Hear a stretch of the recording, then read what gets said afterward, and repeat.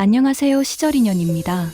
오늘 소개해드릴 이 이야기는 히가시노 케이고의 소설 붉은 손가락의 설정에서 영감을 받아 우리 시대의 가족애와 효에 대해 다시 생각해보고자 각색한 이야기입니다.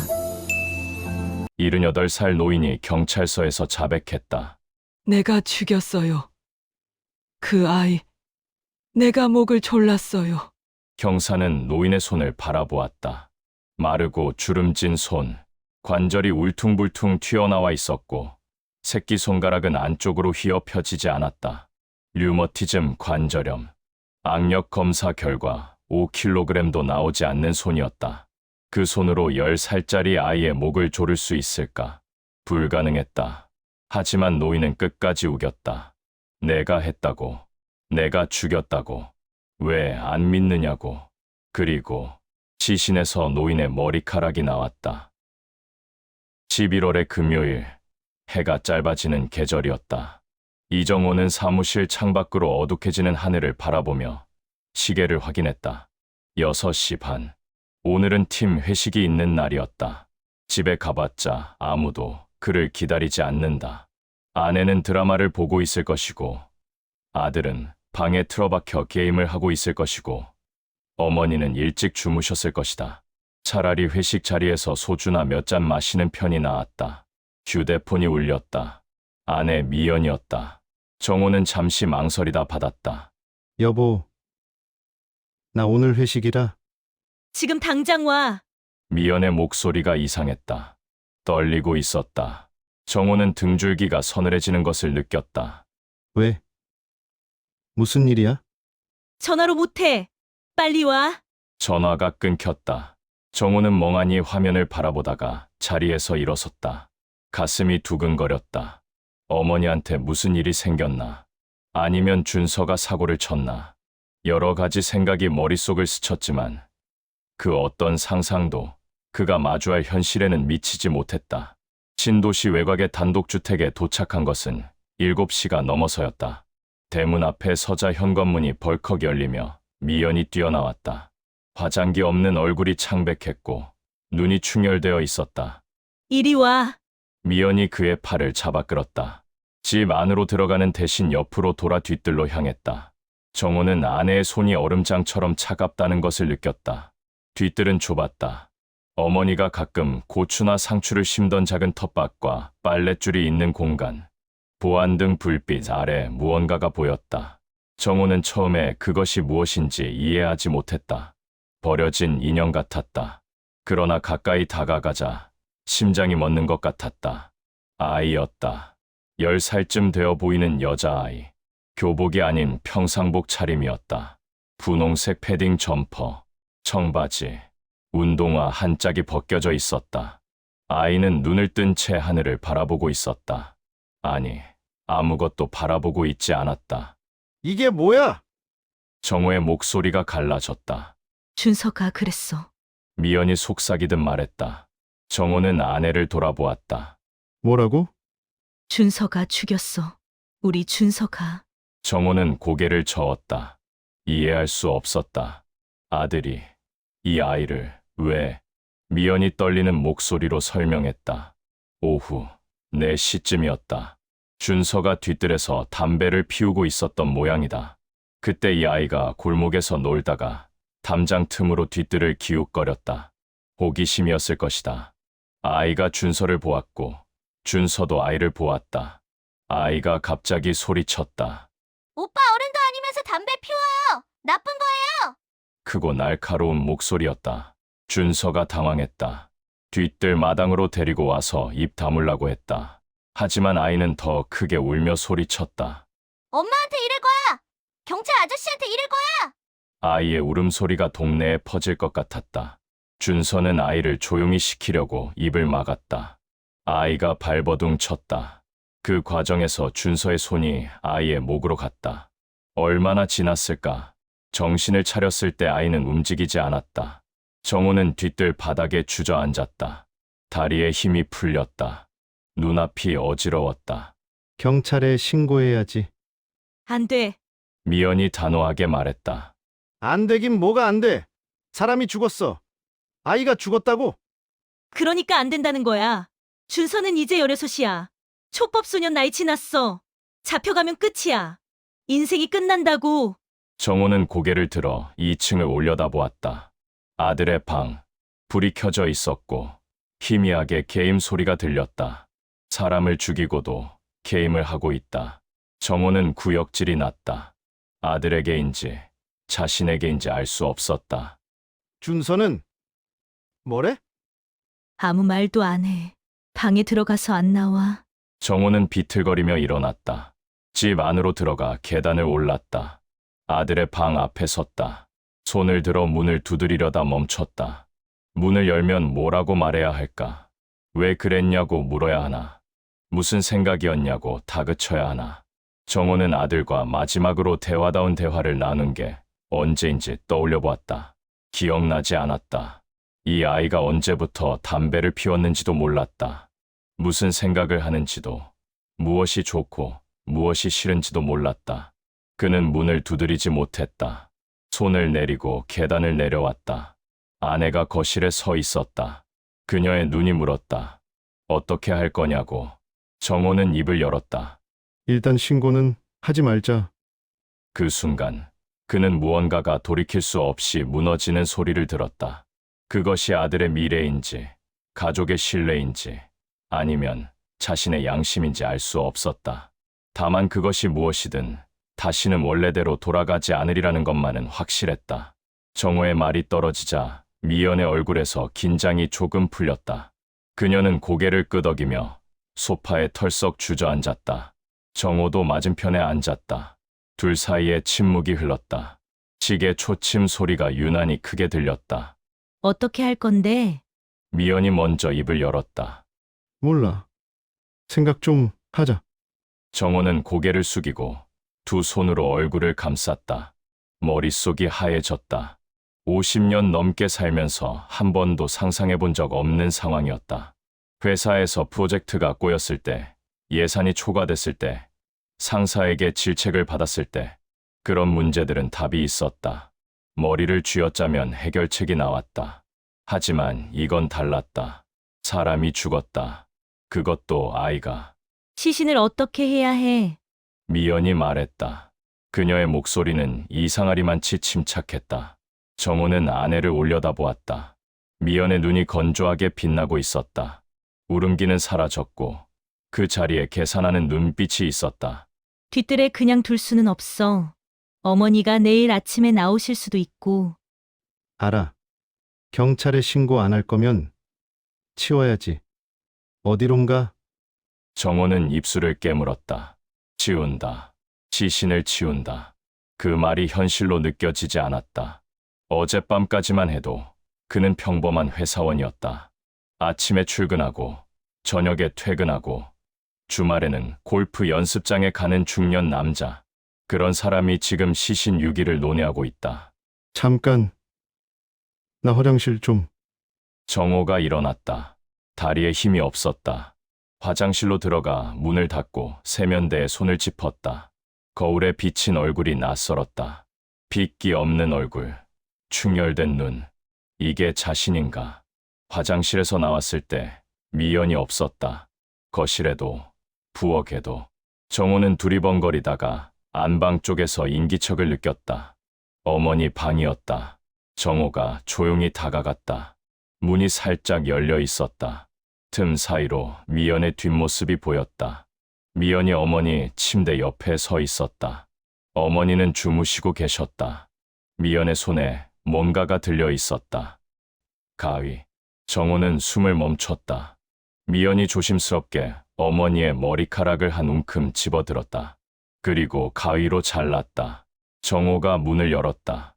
뭐 하는 거야? 미연이 돌아보았다. 표정이 태연했다. 나와. 미연이 정호의 팔을 잡고 방을 나왔다. 어머니 방문을 조용히 닫았다. 미쳤어? 어머니 머리카락을 왜? 됐어. 내 말 들어. 미연이 정호를 거실로 끌고 갔다. 이거 봐. 미연이 주머니에서 뭔가를 꺼냈다. 작은 머리핀이었다. 분홍색 리본이 달린 아이 머리핀. 이게 뭐야? 그 애 거야. 뒤뜰에 떨어져 있었어. 정호는 이해하지 못했다. 미연이 한숨을 내쉬었다. 정신 차려. 내가 계획을 세워놨어. 계획? 시신을 뒤뜰 텃밭에 묻어. 깊이. 그 위에 다시 상추랑 고추 심으면 아무도 몰라. 뒤뜰에? 미쳤어? 바로 우리 집인데. 그러니까 안전한 거야. 누가 우리 집 텃밭을 파보겠어. 산에 묻으면 등산객이 발견할 수도 있어. 뒤뜰이 제일 안전해. 정호는 아내를 바라보았다. 이 사람이 자신이 알던 미연이 맞나? 어떻게 이렇게 침착하게 계획을 세울 수 있지?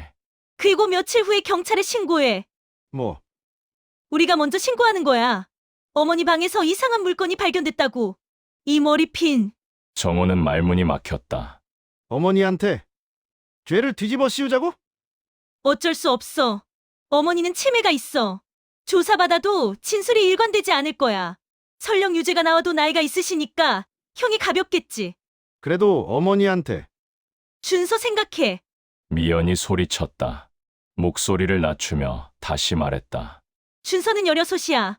여기서 잡혀가면 인생 끝나. 대학도 취직도 결혼도 다 끝이야. 어머니는 이미 사실 만큼 사셨어. 누구 인생을 살려야 하는지 생각해봐. 정호는 아내를 바라보았다. 미연의 눈이 단호했다. 이미 결심한 눈이었다. 머리카락은 왜 잘랐어? 증거. 시신 손에 쥐어놓을 거야. 어머니가 목을 조르다가 아이가 할머니 머리카락을 움켜쥔 것처럼. 정호는 구역질이 났다. 하지만 말릴 힘이 없었다. 머릿속이 하얘서 아무 생각도 나지 않았다. 나 시간 좀 줘. 시간 없어. 날이 밝기 전에 다 끝내야 해. 미연이 정호의 손을 잡았다. 당신이 땅 파. 나는 나머지 정리할게. 정호는 대답하지 못했다. 미연이 창고로 가서 삽을 가져왔다. 정호의 손에 쥐어줬다. 빨리. 정호는 삽을 들고 뒤뜰로 나갔다. 달빛 아래 시신이 보였다. 분홍색 패딩을 입은 작은 몸. 정호는 눈을 감았다. 그리고 삽을 들어 땅을 파기 시작했다. 흙이 단단했다. 어머니가 가꾸시던 텃밭이었다. 상추와 고추, 깨잎이 자라던 땅. 정호는 그것들을 다 파냈다. 손바닥에 물집이 잡혔다. 팔이 저렸다. 하지만 멈출 수 없었다. 얼마나 지났을까? 허리 깊이만큼 팠을 때 미연이 다가왔다. 이 정도면 돼. 미연이 시신 옆에 쪼그려 앉았다. 아이의 손을 들어 폈다. 그리고 어머니의 머리카락 뭉치를 아이 손에 쥐어줬다. 손가락을 하나하나 접어 머리카락을 감쌌다. 정호는 그 모습을 바라보았다. 구역질이 났다. 하지만 아무 말도 할 수 없었다. 됐어. 너. 정호가 아이를 들어 올렸다. 가벼웠다. 너무 가벼웠다. 10살밖에 안 됐으니까. 아이를 구덩이에 눕혔다. 눈을 감겨주려 했지만 손이 떨려서 제대로 되지 않았다. 긁을 덮었다. 삽으로 퍼서덮고 발로 밟아 다졌다. 미연이 옆에서 상추 모종을 가져왔다. 흙 위에 다시 심었다. 고추도 깨씹도 마치 아무 일도 없었다는 듯이. 새벽 4시가 넘어서 작업이 끝났다. 정호는 화장실로 들어가 손을 씻었다. 비누로 10번도 넘게 문질렀다. 손톱 밑에 낀 흙을 파냈다. 하지만 아무리 씻어도 깨끗해지지 않는 것 같았다. 거실로 나오자 미연이 소파에 앉아 있었다. 이제 며칠 기다려. 아이가 실종됐다고 소동이 나겠지. 그때 신고하는 거야. 뭐라고? 어머니 방 청소하다가 이상한 물건을 발견했다고. 이 머리핀. 동네에서 사라진 아이거 아니냐고. 정호는 고개를 저었다. 못해. 나 그런 거 못해. 내가 할게 당신은 가만히 있어. 미연이 일어나 정호의 어깨를 잡았다. 우리 준서 생각해. 그 아이 미래를 위해서야. 정호는 대답하지 못했다. 아들의 미래. 그것을 위해 어머니를 희생시킨다. 이게 맞는 건가? 하지만 다른 방법이 있는가? 창밖이 서서히 밝아오고 있었다. 정호는 눈을 감았다. 무언가가 돌이킬 수 없이 무너지는 소리를 들으며 토요일 아침이 밝았다. 정호는 소파에서 눈을 떴다. 언제 잠들었는지 기억나지 않았다. 목이 뻣뻣하고 온몸이 쑤셨다. 옆을 보니 미연은 없었다. 부엌에서 물 끓는 소리가 들렸다. 시계를 보니 9시였다. 정호는 일어나 거실 창문을 열었다. 평범한 토요일 아침이었다. 이웃집에서 개 짖는 소리가 들렸고 어디선가 아이들 떠드는 소리가 났다. 어젯밤 일이 꿈처럼 느껴졌다. 하지만 손바닥에 잡힌 물집이 현실을 상기시켰다. 미연이 커피를 들고 왔다. 잤어? 조금 어머니 아직 안 일어나셨어. 준서도. 정호는 커피를 받아 한 모금 마셨다. 쓴맛이 목구멍을 타고 내려갔다. 아무 맛도 느껴지지 않았다. 뒤뜰 봤어? 미연이 고개를 끄덕였다. 멀쩡해. 아무도 모를 거야. 정호는 창문 너머로 뒤뜰을 바라보았다. 텃밭이 보였다. 어젯밤 새로 심은 상추와 고추가 아침 햇살을 받고 있었다. 평화로운 풍경이었다. 그 아래 무엇이 묻혀 있는지 아무도 모를. 점심 무렵 동네가 술렁이기 시작했다. 정호가 마당에 나갔을 때 골목에서 웅성거리는 소리가 들렸다. 이웃집 아주머니가 다가왔다. 이 부장님, 들으셨어요? 뭐려? 3번지 김 사장네 딸이 어제부터 안 들어왔대요. 경찰에 신고했다더라고요. 정호는 표정을 관리하려 애썼다. 심장이 빠르게 뛰었다. 그래요? 어린애가 10살짜리요. 어제 낮에 나간다더니 안 왔다나 봐요. 동네방네 찾고 있어요. 정호는 고개를 끄덕이며 걱정스러운 표정을 지었다. 아주머니가 가고 나서 그는 집 안으로 들어갔다. 다리에 힘이 풀렸다. 미연이 거실에서 그를 바라보고 있었다. 3번지 김 사장네. 정호가 말했다. 누군데? 몰라. 이 동네 사람인 것 같아. 딸이 사라졌다고. 미연의 얼굴이 굳었다. 하지만 금방 표정을 풀었다. 예상한 거야. 당연히 찾겠지. 우리는 아무것도 모르는 척하면 돼. 오후가 되자 경찰차가 동네에 나타났다. 탐문 수사가 시작되었다.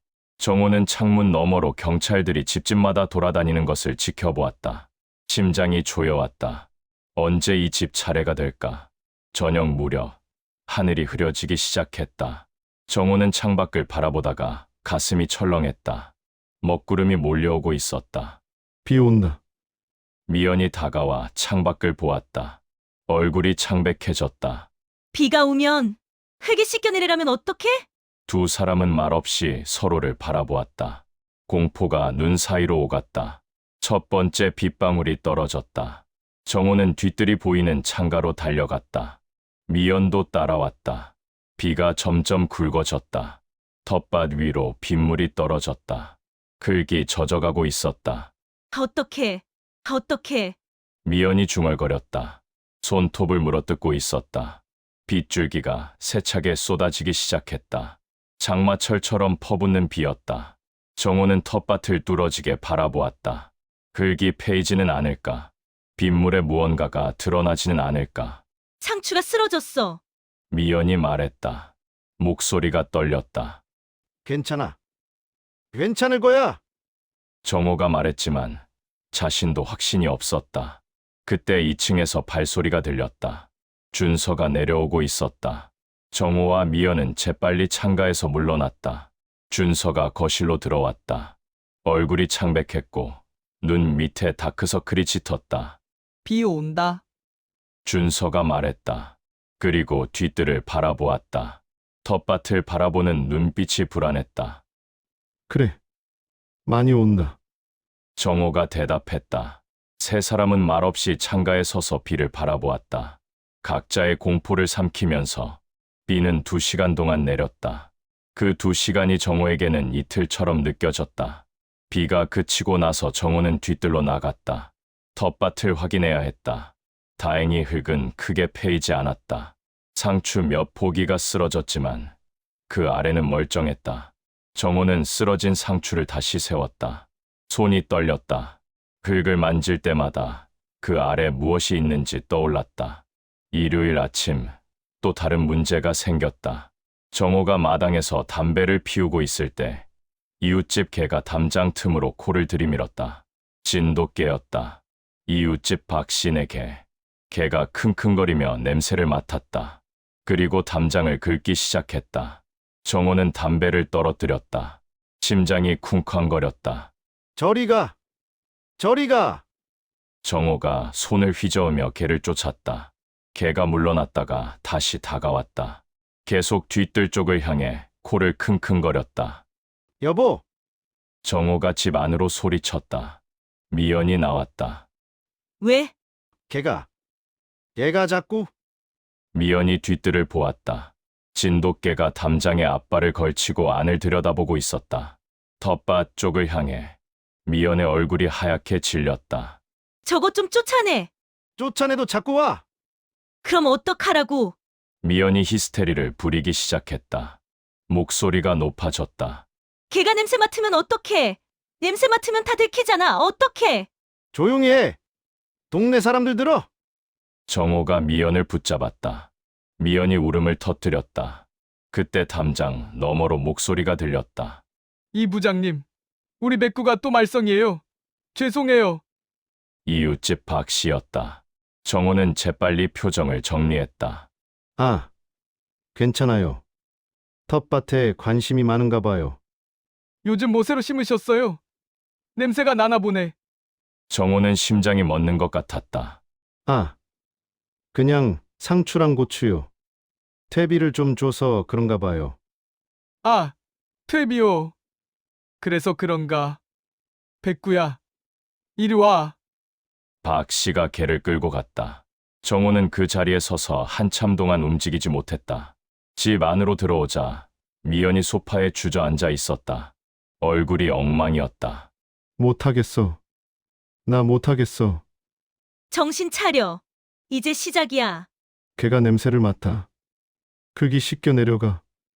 언제 들킬지 몰라. 나 미치겠어. 정호는 아내 옆에 앉았다. 미칠 것 같은 건 아내도 마찬가지인 걸로 보였다. 하루하루가 지옥 같았다. 비가 올 때마다, 개가 짖을 때마다, 경찰차 사이렌이 들릴 때마다 심장이 멎는 것 같았다. 신고해야 해. 미연이 갑자기 말했다. 뭐, 원래 계획대로. 어머니 방에서 머리핀 발견했다고 신고해. 그래야 끝나. 정호는 고개를 저었다. 그건 더 이상 못 버텨. 매일 이렇게 불안해하면서 살 수 없어. 빨리 끝내야 해. 미연이 정호의 손을 잡았다. 당신도 알잖아. 이러다가 우려 먼저 무너져. 신고하면 어머니가 의심받고 조사가 그쪽으로 가고 우리는 벗어날 수 있어. 정호는 대답하지 못했다. 어머니, 아무것도 모르시는 어머니, 방에서 조용히 지내시는 어머니. 내일 신고해. 미연이 단호하게 말했다. 내가 할게. 당신은 회사 가 있어. 정호는 눈을 감았다. 거부해야 했다. 막아야 했다. 하지만 입이 열리지 않았다. 불안과 공포가 그를 짓누르고 있었다. 개 짖는 소리가 아직도 귓가에 맴돌았다. 알았어.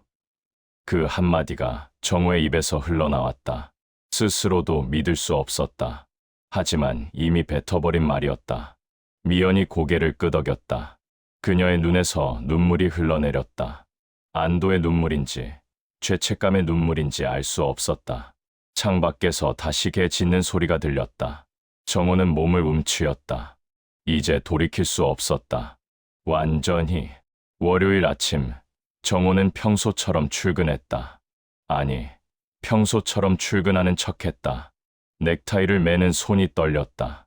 거울에 비친 얼굴이 낯설었다. 사흘 만에 10년은 늙은 것 같았다. 다녀올게. 현관에서 미연에게 말했다. 미연이 고개를 끄덕였다. 두 사람 사이에 말이 필요 없었다. 오늘 무슨 일이 일어날지 둘 다 알고 있었다. 회사에 도착해서도 아무것도 손에 잡히지 않았다. 컴퓨터 화면을 멍하니 바라보다가 같은 문서를 열었다 닫았다를 반복했다. 동료가 말을 걸어도 무슨 말인지 하나도 들리지 않았다. 점심시간이 됐을 때 휴대폰이 울렸다. 미연이었다. 신고했어. 짧은 말이었다. 정호는 심장이 쿵 내려앉는 것을 느꼈다. 경찰이 온대. 1시간 후에. 알았어. 당신은 저녁에 와. 평소처럼. 전화가 끊겼다. 정호는 휴대폰을 쥔 채 한참 동안 움직이지 못했다. 시작됐다. 이제 돌이킬 수 없다. 오후 내내 정호는 시계만 바라보았다. 지금쯤 경찰이 집에 왔겠지. 미연이 뭐라고 말하고 있겠지. 어머니는 어떻게 되셨을까?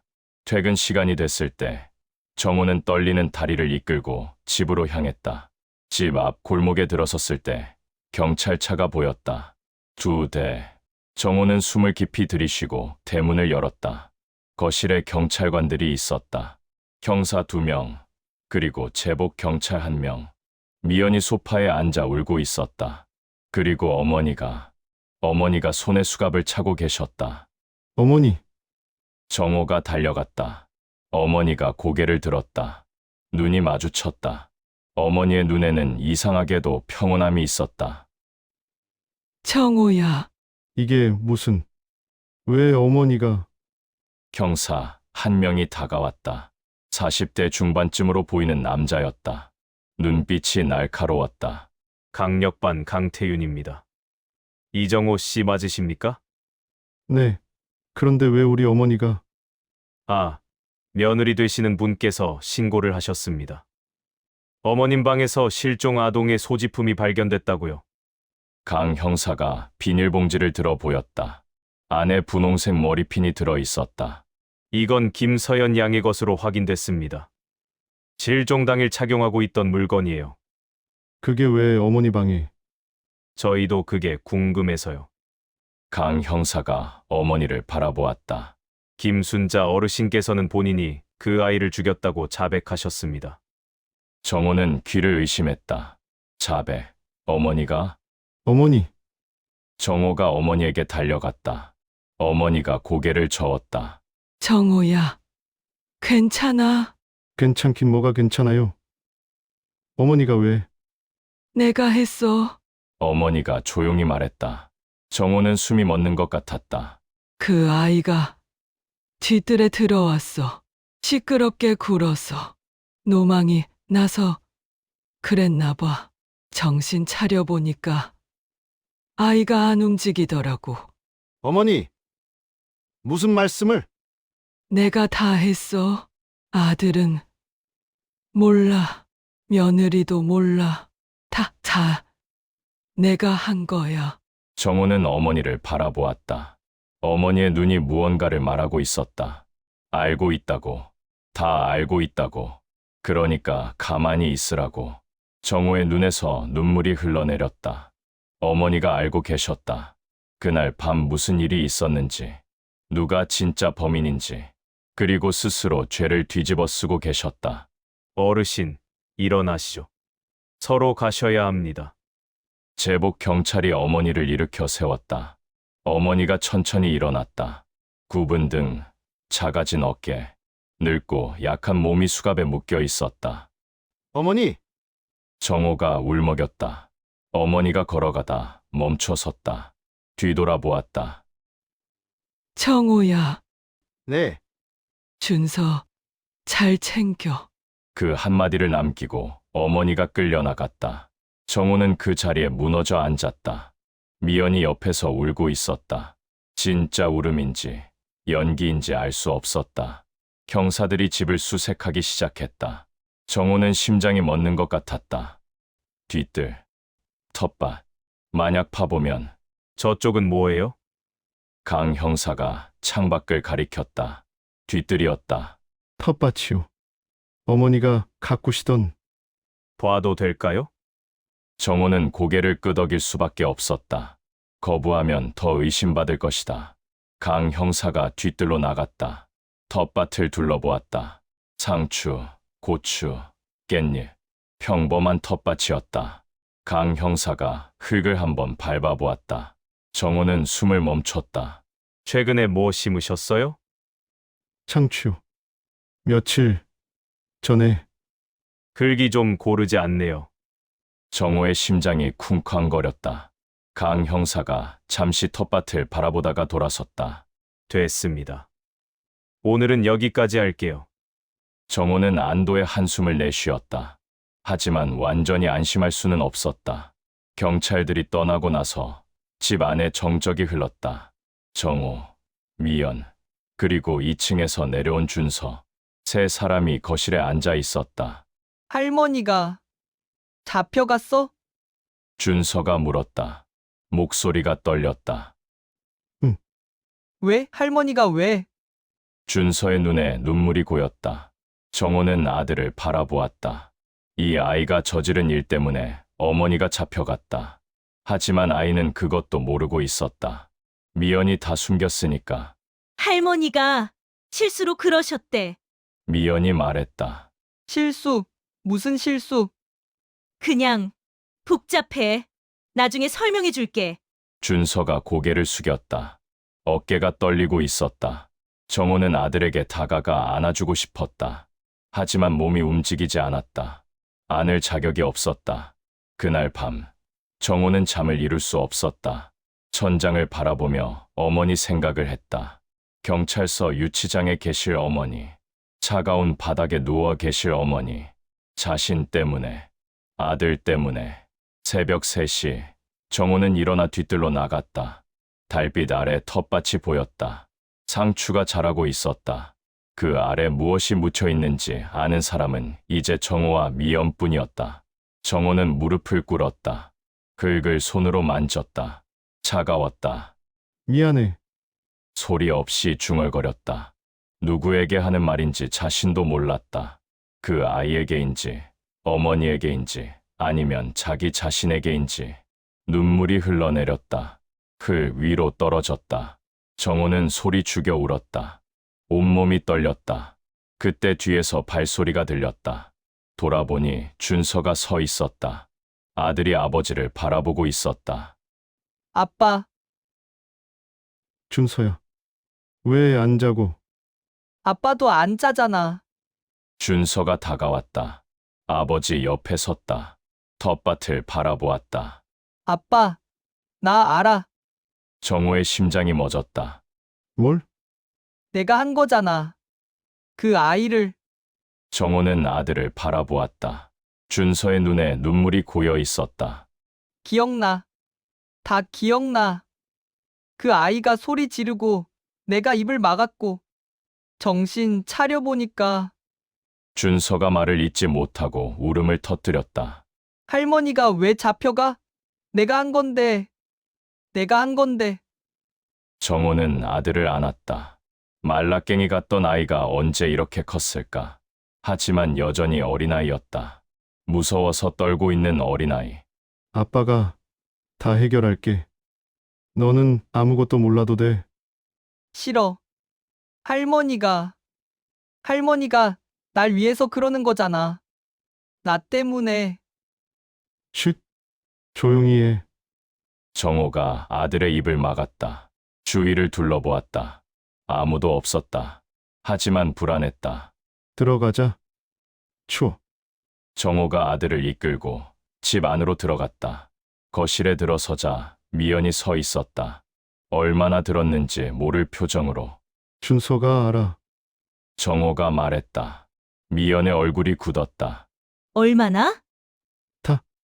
미연이 아들에게 다가갔다. 준서야, 들어. 할머니가 다 해결해 주실 거야. 넌 아무것도 몰라도 돼? 싫어. 준서가 소리쳤다. 할머니가 왜 날 위해서 감옥에 가? 난 그런 거 원한 적 없어. 목소리 낮춰. 미연이 아들의 팔을 잡았다. 지금 할머니가 다 책임지시겠다고 하셨어. 우리가 뭘 해도 소용없어. 할머니 뜻을 따르는 게. 그게 말이 돼. 준서가 어머니의 손을 뿌리쳤다. 엄마가 그렇게 만든 거잖아. 할머니 방에 그 머리핀 갖다 놓은 거 엄마잖아. 다 알아. 미연의 얼굴이 하얗게 질렸다. 정호도 마찬가지였다. 뭐라고? 그날 밤에 봤어. 창문으로 아빠가 텃밭 파는 거, 엄마가 뭔가 하는 거 다 봤어. 준서가 울면서 말했다. 나 때문에. 다 나 때문에 이렇게 된 거잖아. 할머니가 잡혀가고 아빠 엄마가 이렇게 되고 다 내 탓이야. 정호는 아들을 안았다. 아이가 울었다. 온몸을 떨면서 미연이 옆에 서서 바라보았다. 그녀의 눈에도 눈물이 고여 있었다. 하지만 그 눈물이 진심인지 정호는 알 수 없었다. 그날 밤, 세 사람은 잠들지 못했다. 각자의 방에서 천장을 바라보며 이 지옥이 언제 끝날지 생각했다. 하지만 지옥은 이제 막 시작됐을 뿐이었다.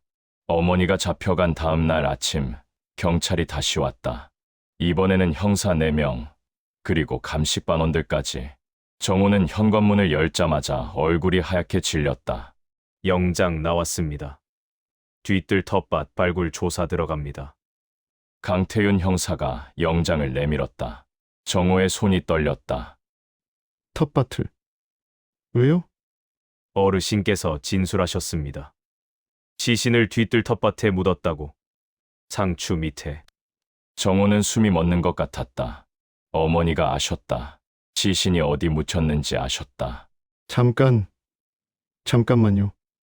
어머니가 그렇게 말씀하셨다고요? 네. 아주 상세하게요. 얼마나 깊이 묻었는지, 위에 뭘 심었는지까지. 정호의 다리에 힘이 풀렸다. 벽에 기대야 했다. 강 형사가 그를 지나쳐 뒤뜰로 향했다. 미연이 2층에서 내려왔다. 얼굴이 창백했다. 무슨 일이야? 왜 경찰이? 뒤뜰에 텃밭을 판대. 뭐? 미연의 얼굴이 일그러졌다. 뒤뜰로 뛰어나가려 했지만 제복 경찰이 막아섰다. 안 돼요. 거기 어머니가 가꾸시던 텃밭이에요. 함부로 파시면 안 돼요. 부인, 진정하세요. 영장 있습니다. 싫어요. 안 돼요. 미연이 발버둥 쳤다. 히스테리였다. 정호가 아내를 붙잡았다. 그만해. 소용없어. 당신이 왜 그래? 막아야지. 어머니가 다 말씀하셨대. 텃밭에 묻은 거. 미연이 멈칫했다. 눈이 흔들렸다. 어머니가 어떻게 아셨어? 정호는 대답하지 못했다. 어머니가 어떻게 아셨을까? 그날 밤 보셨던 걸까? 아니면 다음 날 텃밭 상태를 보고 눈치채신 걸까? 알 수 없었다. 미연의 얼굴에서 핏기가 사라졌다. 더 이상 발버둥 치지 않았다. 그냥 서 있었다. 마치 영혼이 빠져나간 것처럼. 감식반원들이 삽을 들고 텃밭으로 들어갔다. 상추를 뽑아냈다. 고추를, 깻잎을, 정호가 새벽에 심어놓았던 것들, 어머니 몰래 심어놓았다고 생각했던 것들, 삽이 흙을 파헤치기 시작했다. 정호는 참아볼 수 없어 고개를 돌렸다. 미연은 멍하니 서서 바라보고 있었다. 30분쯤 지났을까? 감식반원 한 명이 소리쳤다. 여기요! 뭔가 있어요! 정호는 눈을 감았다. 끝났다. 완전히 끝났다. 시신이 수습되었다. 분홍색 패딩을 입은 작은 몸, 극투성이가 된 채로 들어 올려졌다. 감식반원들이 사진을 찍고 증거물을 채취했다. 시신 손에 뭔가 쥐어져 있습니다. 감식반원이 소리쳤다. 강 형사가 다가갔다. 정호의 심장이 쿵쾅거렸다. 머리카락이네요. 흰 머리카락. 강 형사가 중얼거렸다. 그리고 정호를 돌아보았다. 눈빛이 날카로웠다. 이정호 씨, 서로 가셔야겠습니다. 부인도요. 저희가 왜요? 어머니가 하셨다면서요. 참고인 자격입니다. 지금은 강 형사의 눈빛이 의미심장했다. 정호는 그 눈빛의 뜻을 알 수 없었다. 경찰서로 끌려가듯 갔다. 정호와 미연은 각각 다른 조사실에 들어갔다. 정호는 차가운 의자에 앉아 형사들을 마주했다. 이정호 씨, 어르신 진술 들으셨죠? 네. 어르신께서는 본인이 직접 아이를 죽였다고 주장하고 계세요. 아이가 뒤뜰에 들어와서 시끄럽게 굴어서 목을 졸랐다고요. 정호는 고개를 끄덕였다. 어머니가 그렇게 말씀하셨다. 시신 매장 위치도 정확히 말씀하셨어요. 텃밭 어디에 묻었는지, 얼마나 깊이 팠는지, 위에 뭘 심었는지까지. 그런데 이상한 점이 있습니다. 강 형사가 서류를 꺼냈다. 어르신께서는 삽으로 직접 땅을 파고 시신을 묻었다고 하셨어요. 그런데요. 강 형사가 사진을 테이블 위에 놓았다. 어머니, 손 사진이었다. 이 손으로 삽질을 하셨다고요? 정호는 사진을 바라보았다. 어머니의 손, 마르고 주름진 손, 관절이 굽어 있었고 손가락 마디가 붉게 부어 있었다. 그리고 새끼손가락이 완전히 안쪽으로 휘어 펴지지 않는 상태였다. 류머티즘, 관절염이 심하십니다. 특히 새끼손가락은 오래전부터 굳어서 펴지지가 않아요. 이 손으로 삽질해서 허리 깊이만큼 땅을 파기는 불가능합니다. 정호는 입술을 깨물었다. 그리고 더 결정적인 게 있어요. 강 형사가 또 다른 사진을 꺼냈다. 피의 아동목에 난 압박 흔적 사진이었다. 이건 피의 아동목에 난 자국입니다. 5 손가락이 다 찍혀 있어요. 새끼손가락 자국까지 선명하게. 정호는 숨을 멈췄다. 어르신 새끼손가락은 이 정도로 펴지지 않습니다. 이 자국을 만들 수가 없어요. 물리적으로 불가능합니다. 강 형사가 서류를 테이블 위에 내려놓았다. 국과수 감식 결과도 나왔습니다. 어르신 악력으로는 이 정도 압박 흔적을 만들 수 없대요. 5kg도 안 되는 힘으로는 불가능하다고. 정호의 눈에서 눈물이 흘러내렸다. 그런데도 어르신은 본인이 했다고 우기고 계세요. 왜일까요? 누굴 지키려는 걸까요? 정호는 대답하지 못했다. 그저 울었다. 그리고 하나 더. 강 형사가 비닐봉지를 꺼냈다. 안에 머리카락 뭉치가 들어 있었다. 시신 손에서 발견된 머리카락입니다. DNA 검사 결과 어르신 것으로 확인됐어요. 정호의 심장이 쿵쾅거렸다. 그런데 이 머리카락, 자연적으로 빠진 게 아니에요. 가위로 자른 흔적이 있습니다. 무리가 없어요. 강 형사가 정호를 똑바로 바라보았다. 누가 어르신 머리카락을 잘라서 시신 손에 쥐어줬을까요? 정호는 대답하지 못했다. 손이 심하게 떨렸다. 이정호 씨. 강 형사가 조용히 불렀다. 어르신 취조 장면 보여드릴까요? 강 형사가 정호를 데리고 다른 방으로 갔다. 모니터가 설치된 방이었다. 화면에 취조실이 비치고 있었다. 어머니가 앉아 계셨다. 굽은 등, 흰 머리카락, 낡은 옷차림. 강태호 형사가 어머니를 취조하고 있었다. 김순자 씨, 다시 한번 물을게요. 정말 본인이 아이를 죽인 겁니까? 그래요. 내가 했어요. 어머니의 목소리가 스피커로 흘러나왔다. 떨리지만 단호한 목소리. 어떻게 죽였습니까? 목을 졸랐어요. 어느 손으로요? 2 손으로요. 2 손으로 목을 졸랐다고요? 네, 형사가 서류를 꺼냈다. 김순자 씨, 손 좀 펴보세요. 어머니가 손을 펼쳤다. 새끼손가락이 안쪽으로 휘어 펴지지 않았다. 새끼손가락이 안 펴지시네요. 오래전부터 그래요. 관절염이.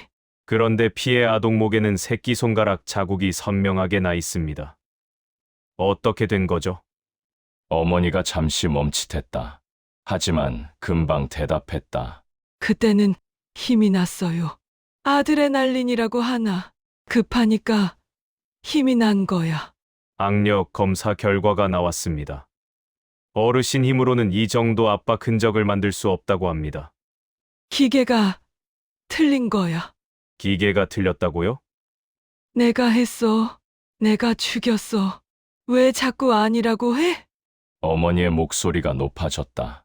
내 손자는 아무것도 안 했어. 내 아들도 며느리도 몰라. 다 내가 한 거야. 정우는 화면을 바라보며 울었다. 어머니가 자신들을 지키려고 거짓말을 하고 계셨다. 증거가 맞지 않는 걸 알면서도 끝까지 우기고 계셨다. 형사가 다시 물었다. 김순자 씨, 솔직히 말씀해 주세요. 손자분이 한 거 아닙니까? 아니야. 어머니가 소리쳤다. 준서는 착한 아이야. 그런 짓 안 해. 시신 손에서 발견된 머리카락, 가위로 자른 흔적이 있습니다. 누가 잘랐습니까? 내가 잘났어. 내가 일부러. 그래. 내가 일부러 쥐어줬어. 왜요? 그냥. 그랬어. 어머니의 말이 꼬이기 시작했다. 거짓말이 들키는 것이 두려운 사람의 말투였다. 어르신이 안 하신 거 다 알고 있습니다. 누굴 지키시려는 건지도요. 모른다고.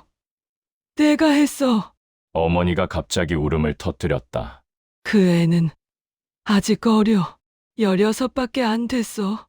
인생이 창창한데 내가 대신 갈게요. 나는 얼마 안 남았어. 제발. 어머니가 두 손으로 얼굴을 감싸고 울었다. 작은 어깨가 들썩였다. 정호는 더 이상 볼 수 없었다. 고개를 돌렸다. 강 형사가 모니터를 껐다. 이정호 씨. 어르신은 끝까지 저렇게 우기실 겁니다. 손자를 위해서. 아드님을 위해서. 하지만 저희도 바보가 아닙니다. 증거가 맞지 않아요. 어르신이 범인이 아니라는 건 이미 다 알고 있습니다. 강 형사가 정호를 똑바로 바라보았다. 진범이 누군지도 대충 알고 있어요. 다만 확인이 필요할 뿐입니다. 정호는 고개를 떨궜다. 눈물이 바닥에 떨어졌다. 이정호 씨, 어르신을 저렇게 두실 겁니까? 하지도 않은 죄를 뒤집어 쓰고 감옥에 가시게 할 겁니까? 시신 손에 쥐어진 머리카락, 누가 잘라서 넣었습니까? 어르신 방에서 발견된 머리핀, 누가 갖다 놨습니까? 시신을 묻은 건 누굽니까? 어르신 힘으로는 삽질도 못하세요. 정호의 어깨가 떨렸다. 다 알고 있습니다. 다만 이 부장님 입으로 직접 듣고 싶은 겁니다. 정호가 천천히 고개를 들었다. 눈이 충혈되어 있었다. 제가 다 말씀드리겠습니다. 재판은 2달 후에 열렸다. 3건의 재판이 따로 진행되었다. 준서의 소년 재판, 정호의 재판, 그리고 미연의 재판. 준서는 가정법원 소년부에서 심리를 받았다. 살인 혐의, 16살 소년이 10살 아이를 죽인 사건. 언론에서 대서특필했다. 중학생 살인마, 괴물소년. 자극적인 제목들이 쏟아졌다. 준서의 얼굴은 모자이크 처리되었지만 동네에서는 이미 다 알고 있었다. 정호는 시신 유기, 증거인멸, 범인 은닉 혐의로 기소되었다. 검찰은 징역 5년을 구형했다. 미연은 같은 혐의에 증거 조작이 추가되었다. 시신 손에 시어머니 머리카락을 쥐어준 것, 시어머니 방에 피해자 머리핀을 갖다 놓은 것, 허위 신고까지. 검찰은 징역 7년을 구형했다. 미연은 끝까지 부인했다. 법정에서도 고래고래 소리 질렀다. 나는 아무것도 안 했어요. 다 남편이 한 거예요. 남편이 저한테 뒤집어 씌우는 거예요. 피고인, 조용히 하세요. 재판장이 경고했다. 하지만 미연은 멈추지 않았다. 시어머니가 한 거예요. 시어머니가 미쳤어요. 왜 나한테 죄를 씌워요? 피고인, 싫어요. 나 안 가요. 감옥 안 간다고요. 미연이 법정에서 날뛰었다. 법정 경위들이 달려들어 제압했다. 미연이 발버둥 치며 끌려나갔다. 비명 소리가 복도까지 울려 퍼졌다. 정호는 그 모습을 지켜보았다. 한때 사랑했던 아내, 15년을 함께 산 여자, 지금은 낯선 사람이었다. 저게 정말 미연인가? 아니면 처음부터 저런 사람이었는데 자신이 몰랐던 건가? 정호의 재판에서 정호는 모든 혐의를 인정했다. 피고인, 마지막으로 하실 말씀 있습니까? 재판장이 물었다. 정호가 일어섰다. 저는 아들을 지키려고 했습니다. 그게 아버지로서 당연한 일이라고 생각했습니다. 정호의 목소리가 떨렸다. 하지만 그 과정에서 저는 더 큰 죄를 저질렀습니다. 무고한 아이의 시신을 묻었습니다. 피해자, 가족의 고통을 외면했습니다. 그리고 제 어머니를 범인으로 만들려 했습니다. 정호가 고개를 숙였다. 어머니는 저희를 지키려고 스스로 죄를 뒤집어 쓰셨습니다. 손가락이 굽어서 펴지지도 않는 분이 당신이 죽였다고 거짓말을 하셨습니다. 그게 얼마나 큰 사랑인지. 정호가 울먹였다. 저는 그 사랑을 받을 자격이 없습니다. 벌을 받겠습니다. 어떤 벌이든 받겠습니다. 피해자, 가족분께 진심으로 사죄드립니다. 정호가 피해자 가족석을 향해 깊이 고개를 숙였다. 김현수 씨와 그의 아내가 앉아 있었다. 아내는 울고 있었고 김현수 씨는 분노에 찬 눈으로 정호를 바라보고 있었다. 판결이 내려졌다.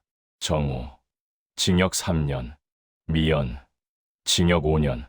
반성의 기미가 없고 법정 모독까지 추가되어 형이 무거워졌다. 준서는 소년원 송치 3년이 결정되었다. 선고 후 정호는 면회실에서 어머니를 만났다. 어머니는 무혐의로 풀려나셨지만 몸이 많이 약해지셨다. 구치소에서 보낸 열흘이 어머니에게는 너무 가혹했다. 어머니, 정호가 유리창 너머로 어머니를 바라보았다.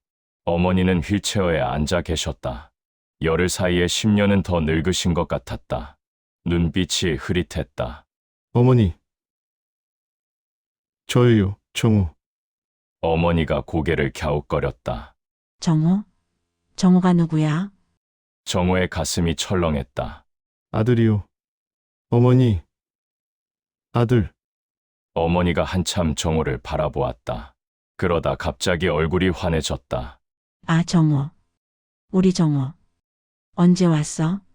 학교 갔다 왔어? 정호는 눈물이 핑 돌았다. 어머니가 자신을 어린아이로 기억하고 계셨다. 네, 어머니.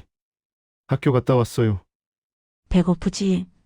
밥 차려줄게. 잠깐만. 어머니가 휠체어에서 일어나려 했다. 정호가 황급히 말렸다. 괜찮아요, 어머니. 앉아 계세요. 안 돼. 우리 정호 밥 먹어야지. 키 커야 하는데. 어머니가 허공을 더듬었다. 마치 부엌에 있는 것처럼. 국 끓여야 하는데. 된장이 어디 갔지? 미연아, 된장 어디 뒀어? 정호는 눈물을 삼켰다. 어머니의 치매가 이렇게까지 진행된 줄 몰랐다. 어머니. 괜찮아요. 밥 먹었어요. 먹었어? 뭐 먹었어? 맛있는 거요. 그래, 그래. 많이 먹어야 해. 어머니가 정호의 손을 잡았다. 손이 차가웠다. 새끼 손가락이 안쪽으로 굽어 있었다. 정호야. 네. 준서는? 준서 어디 있어? 정호의 심장이 멎는 것 같았다. 어머니가 준서를 기억하고 계셨다. 준서는 학교 갔어요. 거짓말이었다. 하지만 사실을 말할 수 없었다. 그래. 오늘 학교 가는 날이었나? 아침에 밥 먹였나 모르겠네. 어머니가 고개를 갸웃거렸다. 어제가 뭔 요일이었지? 오늘이 뭔 요일이야? 토요일이에요, 어머니. 토요일. 그럼 학교 안 가잖아. 준서 어디 갔어? 어머니의 눈빛이 불안해졌다. 정호는 어머니를 안심시켜야 했다. 친구 집에 갔어요. 놀러. 그래. 그럼 됐네. 저녁 전에 오라고 해야 하는데. 어머니가 다시 허공을 바라보았다. 눈빛이 초점을 잃었다. 어머니, 응. 저 이제 가봐야 해요. 어디가? 밥 먹었어? 네, 먹었어요. 그래, 그래. 조심히 가. 어머니가 손을 흔들었다. 굽은 손가락, 펴지지 않는 새끼 손가락. 정호는 그 손을 오래 바라보았다. 문이 닫혔다.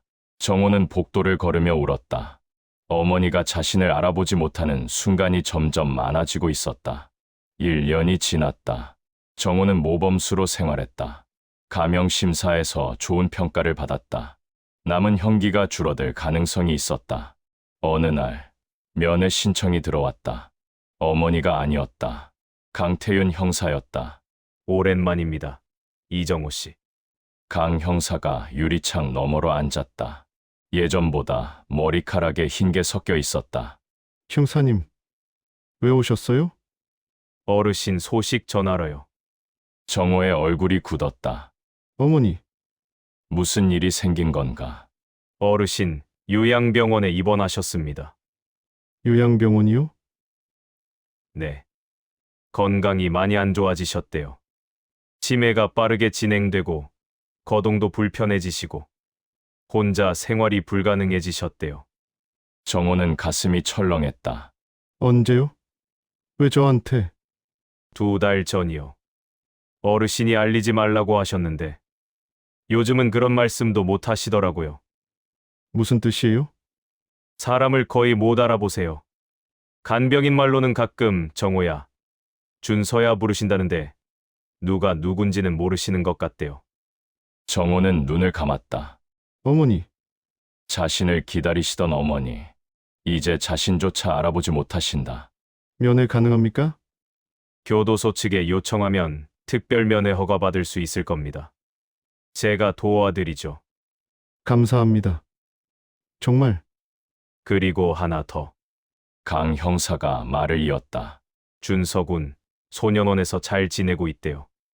선생님들 평가가 좋더군요. 많이 달라졌다고. 편지 주고받고 있어요. 다행입니다. 그 아이는 다시 시작할 수 있을 겁니다. 강 형사가 일어섰다. 이정호 씨도 힘내세요. 어르신 만나러 나가야 하잖아요. 감사합니다. 강 형사가 떠났다. 정호는 한참 동안 그 자리에 앉아 있었다. 어머니가 요양병원에 계시다. 사람을 알아보지 못하신다. 시간이 없다. 정호는 그날 밤 기도했다. 믿음이 있는 것은 아니었다. 하지만 간절했다. 어머니가 조금만 더 버텨주시기를, 자신이 나갈 때까지 한 번만 더 자신을 알아봐 주시기를. 특별 면회가 허가되었다. 교도관의 호송을 받아 요양병원으로 갔다. 복도를 걸으며 심장이 쿵쾅거렸다. 소독약 냄새가 코를 찔렀다. 병실 문을 열었다. 어머니가 침대에 누워 계셨다. 눈을 뜨고 계셨지만 천장만 바라보고 계셨다. 얼굴이 더 작아지셨다. 볼이 푹 꺼지고 피부가 종이처럼 얇아 보였다. 어머니, 정호가 불렀다. 어머니가 천천히 고개를 돌렸다. 정호를 바라보았다. 눈빛에 초점이 없었다. 누구세요? 정호의 가슴이 무너졌다. 정호예요. 아들 정호. 정호? 어머니가 눈을 가늘게 떴다. 한참을 바라보았다. 정호가 누구야? 우리 집에 정호가 있었나? 정호는 눈물이 왈칵 쏟아졌다. 어머니가 자신을 완전히 잊으셨다. 어머니. 아들이에요. 어머니가 낳으신 내가 아들을 낳았어? 어머니가 고개를 갸웃거렸다. 그리고 갑자기 환하게 웃었다. 아, 아들, 그래. 나 아들 있었지. 이름이 뭐였더라? 정호예요. 이정호. 정호. 정호. 그래. 정호. 어머니가 중얼거렸다. 하지만 눈빛은 여전히 멍했다. 알아보는 것 같지 않았다. 정호가 침대 옆에 앉았다. 어머니의 손을 잡았다. 더 마르고 더 차가워진 손이었다. 새끼손가락은 여전히 안쪽으로 굽어 있었다. 어머니. 저예요. 정호. 정호가 여기 왜 왔어? 학교는? 또 학교. 어머니는 자신을 여전히 30대로 기억하고 계셨다. 아니, 어린아이였던 정호만 기억하고 계셨다. 학교 끝났어요. 어머니. 보러 왔어요. 그래? 착하네. 우리 정호 착해. 어머니가 정호의 손을 쓰다듬었다. 손에 힘이 없었다. 근데 너 누구야? 정호요. 어머니. 정호? 아까도 그랬네. 정호가 누구야? 정호는 눈물을 참을 수 없었다. 고개를 숙이고 울었다. 왜 울어? 아프냐? 어머니가 정호의 머리를 쓰다듬었다. 울지 마. 엄마가 호호해줄게. 어디 아파? 아파요. 어머니. 많이 아파요. 어디가? 배, 머리? 가슴이요. 가슴이 너무 아파요. 어머니가 정호의 가슴을 손으로 문질렀다. 어린아이를 달래듯이. 괜찮아. 금방 나아. 엄마가 약 발라줄까? 정호는 어머니의 품에 고개를 묻었다. 울었다. 어머니가 머리를 쓰다듬었다. 힘없는 손이었지만 따뜻했다. 착하지. 울지 마. 괜찮아. 어머니가 중얼거렸다. 근데 넌 누구니? 이름이 뭐야? 정호는 대답하지 못했다. 그저 울었다. 면회 시간이 끝났다. 정호가 일어섰다. 어머니는 이미 눈을 감고 계셨다. 잠이 드신 것 같았다. 정호는 어머니의 손을 잡았다. 마지막으로 어머니, 사랑해요. 어머니가 대답하지 않았다. 그저 고르게 숨을 쉬고 계셨다. 정호가 문을 열고 나갔다. 뒤돌아보니 어머니가 침대에 누워 계셨다. 작고 여린 몸, 곧 사라질 것 같은 몸. 정호는 걸으면서 울었다. 다시 볼 수 있을까? 어머니를, 그 손을, 자신을 알아보시는 어머니를. 알 수 없었다. 그저 기도할 뿐이었다. 정호는 출소 후 어머니 묘소를 찾았다. 준서도 함께였다. 두 사람은 나란히 서서 비석을 바라보았다. 김순자, 할머니의 이름이 새겨져 있었다. 할머니한테 부끄럽지 않게 살자. 준서가 말했다. 정호가 고개를 끄덕였다. 두 사람은 묘소 앞에 오래 서 있었다. 바람이 불었다. 나무잎이 흔들렸다. 어디선가 새소리가 들렸다. 정호는 손을 내려다보았다. 자신의 손, 어머니를 닮은 손. 언젠가 자신도 저렇게 늙을 것이다. 손가락이 굽고 마디가 붉어질 것이다. 그때 자신은 어떤 사람이 되어 있을까? 어떤 아버지로 기억될까? 어떤 사랑을 남길 수 있을까? 알 수 없었다. 다만 한 가지는 확실했다. 숨기지 않겠다. 외면하지 않겠다. 도망치지 않겠다. 그것이 어머니에게, 그 아이에게, 그리고 자신에게 할 수 있는 유일한 속죄였다. 두 사람이 걸어갔다. 아버지와 아들이 나란히 어머니의 묘소를 뒤로하고 그들의 손에 햇살이 내려앉았다. 붉은 빛이었다. 이 이야기는 사랑이 어떻게 사람을 구하고 동시에 어떻게 사람을 파멸시키는지에 대한 이야기다. 가족이라는 이름 아래 우리가 무엇을 잃어버렸는지에 대한 이야기입니다. 그리고 그것을 되찾기 위해 무엇을 해야 하는지에 대한 이야기입니다. 시청해 주셔서 감사합니다. 좋아요, 구독 부탁드려요.